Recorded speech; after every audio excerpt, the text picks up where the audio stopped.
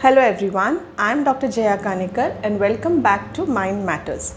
So this video marks the beginning of a series of videos where I am going to talk about mental illness.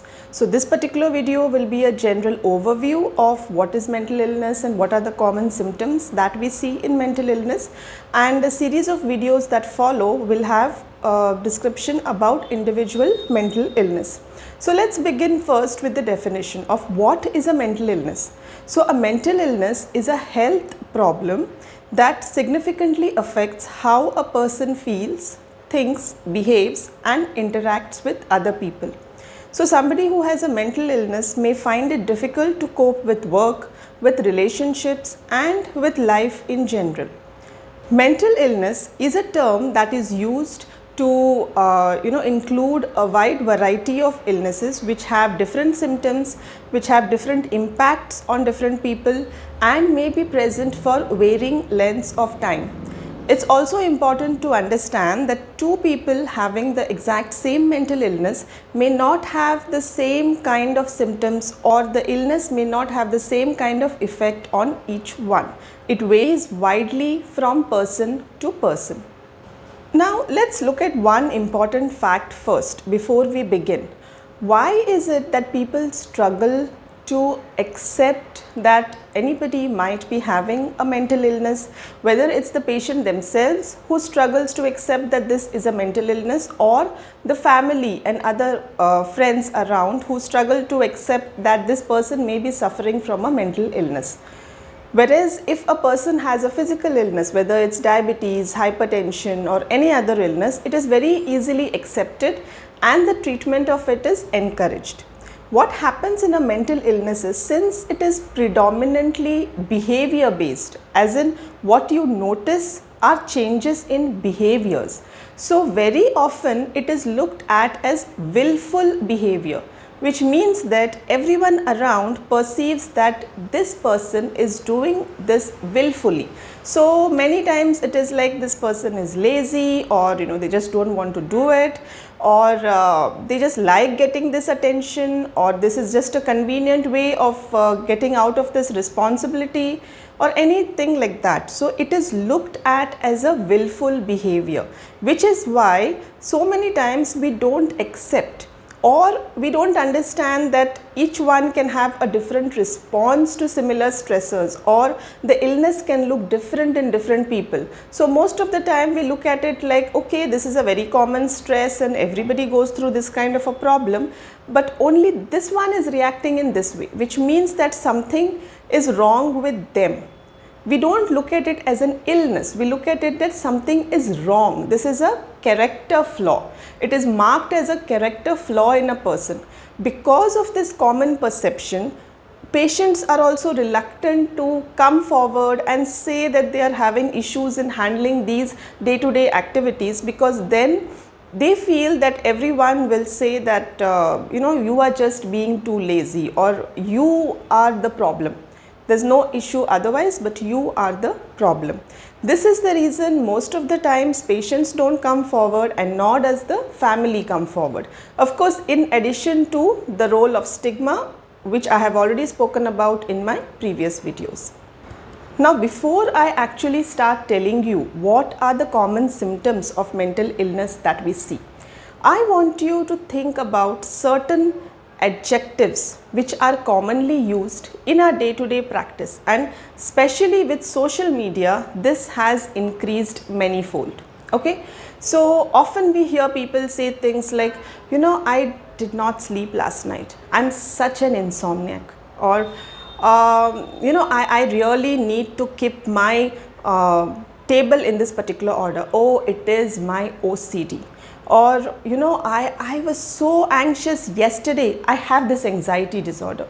Or like I was having palpitations, I was feeling so worked up, so I had a panic attack, it's a panic attack. Or are you psychotic, why are you acting like this, are you a psycho, are you psychotic? Now what happens with all of these adjectives is that when we use these terms so lightly, we reduce the impact of what a person actually suffering from this illness feels. So we just narrow it down and we get it down to just a few adjectives. Somebody who has insomnia is not the same as someone who has not slept for one night. Somebody who has an anxiety disorder is not someone who's right now feeling anxious because of my results. Somebody who has depression is not the same as someone who is not in the mood for a movie today and says, I am feeling so depressed, I'm feeling so low. It is very different. A bipolar illness is very different from today I'm feeling very happy, I'm manic, sometimes I feel bipolar. So it is very important to differentiate between the two, and that is the reason we have to be very careful with our language, because the way we express certain issues as we experience it may be very different from what a person who's actually having an illness is experiencing. And if we just speak in this very, very casual attitude towards it, we actually diminish their problems. And we make it feel like, actually we feel like, oh, we are being so open, we are accepting all these terms and we are so accepting of mental illness. But no, it's actually the other way around. You are demeaning mental illness to a few adjectives, and that is definitely not what mental illness is. I'm going to list a few common symptoms that we see across illnesses. So it is not like this particular symptom is indicative of this illness. In this video, at least, this is just a general overview of the symptoms. I will come in detail to each individual illness and what are the common symptoms we see in it later on. But these are a few common symptoms that are seen, and if you are experiencing it or if anyone around you is experiencing it, then you need to take it in context. Like, if you're just experiencing one thing and it is on one day, today I'm feeling low. Today I'm feeling anxious. Today I'm finding it difficult to focus and memorize things.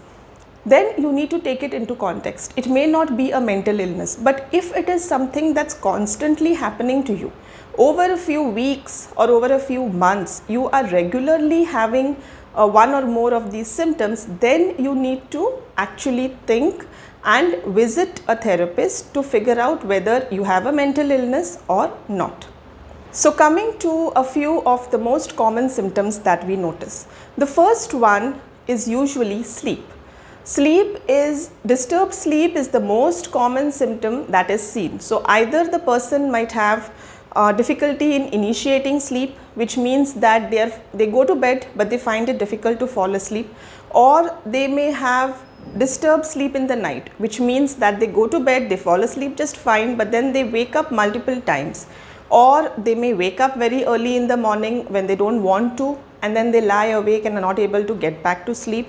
Or they may not have restful sleep. So they might have slept, but when they wake up in the morning, they don't feel restful. Sometimes in certain illnesses, you might see a reverse pattern, which means that the person might want to sleep way more than what they usually do. That's also possible. The second thing is problems with concentration, focus and memory. The person may find it difficult to focus on certain issues, concentration becomes a problem, they are not able to remember. So things which otherwise they would usually remember, it becomes difficult for them to remember. Mood changes are most commonly noticed. The person might be very easily irritable. They might get angry and lash out at minor issues, which is not in keeping with their usual personality. That is important. We have to always keep a check of whether this is the person's usual behavior. So this anger, this irritability, this lashing out will be out of character for that particular person. Or you might see changes such as low mood. The person is now not interested in activities which they were usually very interested in. They would like to do it, but now they are just not interested in any of these activities.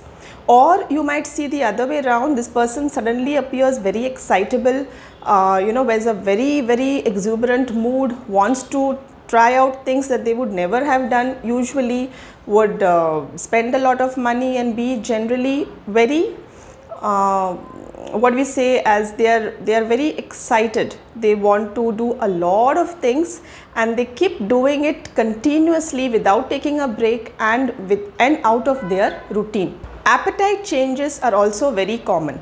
Some people may experience a reduction in their appetite, some may experience an increase in appetite. Sometimes there might be a preoccupation with the amount of food that they are eating. Mainly it is about control, the amount of food, the amount of calories that they are taking in, the amount of exercise they are doing, which is not usual.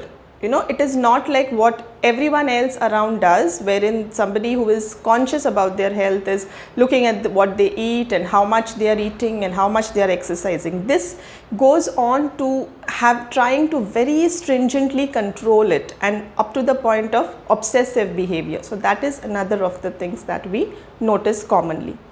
Many a times we see people have illogical or unreasonable thoughts. So this person may have some thoughts which are just not logical. There is no logical way to explain the thoughts or beliefs that this person is having. Sometimes people may hear voices or see things that other people cannot see or hear. Lack of motivation is also a very important symptom that is commonly seen. The person is usually not motivated to do anything, and it continues. The lack of motivation will continue. They will not be interested, even if it is something that is really important. It is going to affect their career or their school. Still, they cannot be motivated to function with it.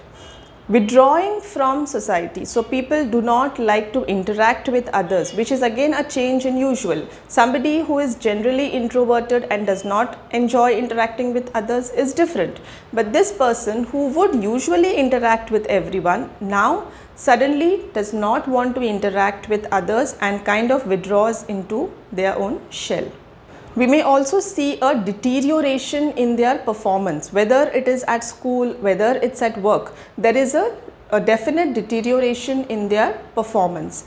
Many a times people may say that they don't feel that life is worth living, there is no interest in living, and at times they might even express the wish that they were better off dead or express the wish to commit suicide.